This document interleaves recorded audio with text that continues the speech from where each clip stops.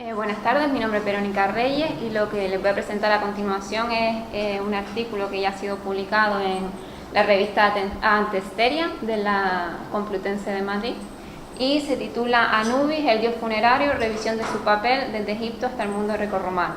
Intentaré hacer el resumen lo más rápido posible. Respecto a la introducción, tenemos que tener en cuenta que la concepción que se tiene de Anubis va a ser diferente desde el punto de vista de los egipcios y desde el punto de vista grecorromano. Podemos ver que se va a producir una transformación del dios. Vamos a encontrar a un dios funerario en Egipto, mientras que vamos a ver a un dios funerario, militar en el Imperio Romano. La duda que puede surgir es que como un dios egipcio pues puede encajar en lo que es la mentalidad grecorromana. Esto es debido a que tras la muerte de Alejandro Magno en el 323 a.C., Ptolomeo Soter se hace con Alejandría y lo que intenta es unir la mentalidad de aquellos griegos que viven en Alejandría y de los egipcios a través del sincretismo de sus dioses, y su máximo exponente pues va a ser el caso de Serapis. Respecto al estado de la cuestión, pues se ha realizado un análisis heurístico respecto a las fuentes clásicas. La más representativa sería el Libro de los Muertos, y en las fuentes egipcias, y en las fuentes clásicas pues tenemos tres obras fundamentales: los 9 libros de historia de Heródoto de Halicarnaso, la Biblioteca Histórica de Diodoro de Sicilia y sobre todo sobre Isis y Osiris de Plutarco de Queronea. Me gustaría destacar esta obra porque sería la más importante debido a que Plutarco sería el primero en recoger por escrito el mito.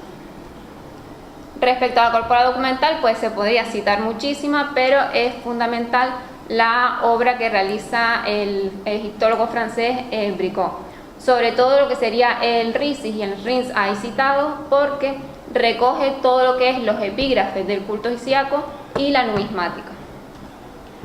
En las monografías tendríamos a Grenier con Anubis alejandrino y romano, y más recientemente de 2007 los egipcios El Sadik y Rasek con Anubis, Ubabet y otras divinidades.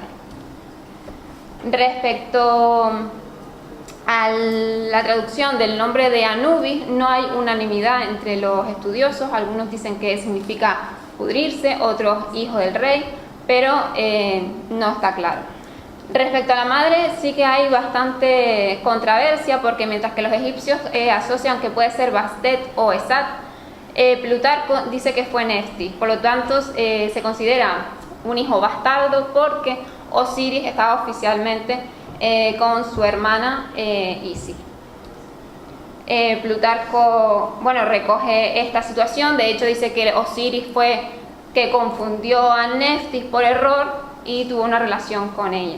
Sin embargo, esto es desde la perspectiva griega. Sin embargo, los egipcios pues dicen que no, que era una relación abierta, y de hecho se habla de los cantos de Isis y Neftis, donde Neftis habla abiertamente de su relación con Osiris. Sin embargo, después en este texto dice que tiene miedo a Tifón, que Tifón es como los griegos llaman a Set, de que mate a ese hijo que sería Anubis. Sin embargo, hay epígrafes donde dicen que Isis era la madre de Osiris, ¿no? Dice ahí, su madre es la bendita diosa Isis, la de los muchos nombres. Además, este epígrafe es bastante interesante porque dice el venerable Osiris, el mismo Zeus, el poderoso Amón, y es ese sincretismo del que hablaba yo inicialmente. Es decir, vemos a Osiris y Amón, que serían dioses egipcios, y Zeus, dios griego, que lo unen en él, dice, por encima de todo, Serapis. Después también vemos la relación estrecha que tiene Isis y Anubis en otros documentos, como pueden ser las lamparillas, como se puede ver en esa imagen, que ya aparece un Anubis pues mucho más helenizado. Respecto al padre de Anubis, pues no hay demasiadas dudas. La mayoría de los textos consideran que fue Osiris, aunque en algunos egipcios dicen que fue Re. Anubis puede aparecer bien como cánido. Hablamos de cánido porque algunos autores dicen que era un chacal, otros que era un lobo, otros que era un perro. Se queda como cánido y los engloba a todos. Cuando aparece como cánido, pues lleva la venda en alusión a esa función que tiene Anubis como embalsamador. Además, pues el color negro haría alusión al más allá, y si aparece de forma antropomorfa, pues tiene cabeza de cánido y luego llevaría la peluca azul, los brazaletes y el collar de Usek. Y la relación que tiene Anubis con los cánidos es porque estos iban por el desierto, desenterraban lo que eran los cuerpos y se los comían. En Egipto pues tiene esa relación de psicopompo, es decir, que acompañaba al difunto. En esta imagen se ve bastante claro, en el que toma por el brazo al difunto y lo lleva frente a Osiris, porque era donde se producía lo que era denominado el juicio de Osiris o psicostasis. Además, como ya he mencionado, pues tiene esa función de embalsamador, y de hecho los propios sacerdotes se ponían una máscara de Anubis durante la apertura de la boca. Ya cuando Anubis llega a lo que sería el mundo grecorromano, pues aparecen epígrafes del dios en todo lo que es Europa, especialmente en Grecia. Y una peculiaridad es que aparece el título de Anubis Augusto, como aparece en este ejemplo del epígrafe que dice consagrado Anubis Augusto. En el mundo grecorromano pues también va a tener esa función de psicopompo y de guardián de las tumbas. Esta imagen ya vemos a un Anubis totalmente helenizado, de hecho si tapáramos la cabeza es una escultura muy helena, y se produce una sincretización con el dios Hermes, que sería Mercurio en Roma, y Hermes también acompañaba a los difuntos hasta la laguna Estigia.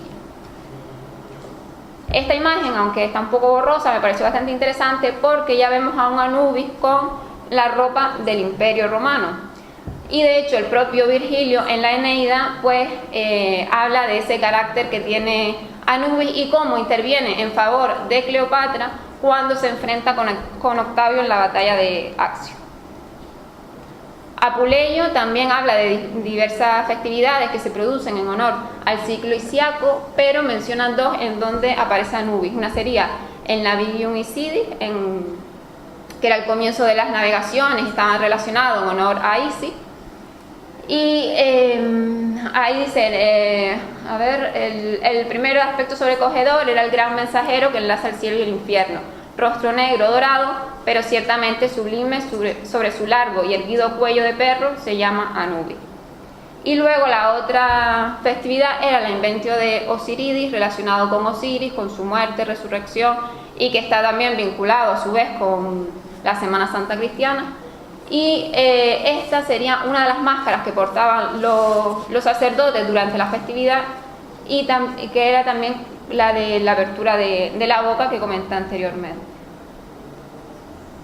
Y ya como conclusiones podemos decir que por un lado tenemos en Egipto Anubis relacionado con todo el tema de la muerte, momificación, juicio del alma, guía del difunto, mientras que en el Mediterráneo comparte junto con Egipto esa función de psicopompo, y encontramos pues ese Anubis sincretizado en la figura de Hermes Mercurio y posteriormente pues militarizado en el Imperio Romano.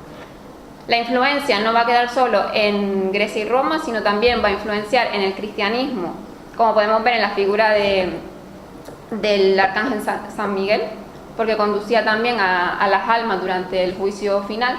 Y esta imagen es bastante interesante porque se ve al arcángel con la balanza.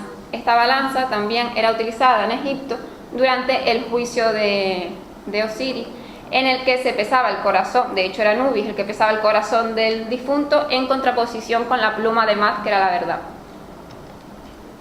Y también podemos ver a Anubis en la propia iconografía cristiana, como es el caso de San Cristóbal, que ahí se ve cruzando el río con el niño a cuesta, y San Cristóbal pues aparece con cabeza de perro.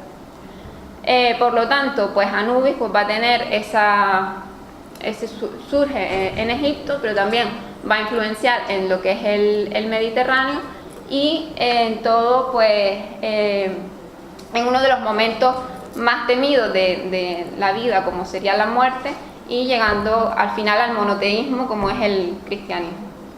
Y ya estaría la bibliografía que se empleó, la corpora documental y las fuentes clásicas.